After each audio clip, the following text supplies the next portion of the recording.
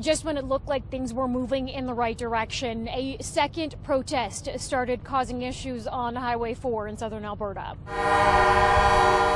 Protesters actually arrived at this spot on Tuesday in a show of support for the demonstrations in Coutts, but it wasn't until Wednesday night that they actually started blocking the highway.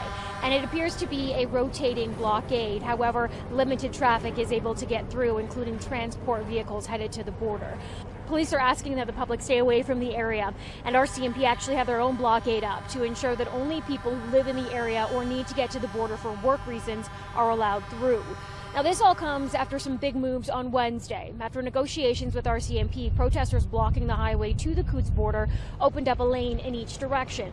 But ones we spoke with warned the protest is far from over, and their message and goal is still clear: to end all mandates.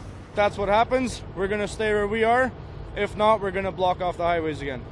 I just want everyone to understand that we're fighting out here, fighting for our freedom and get rid of the mandates and the vaccine. And while a lot has been changing here in the last few days, RCMP do say there have been no arrests and no reports of violence. Lauren Pullen, Global News.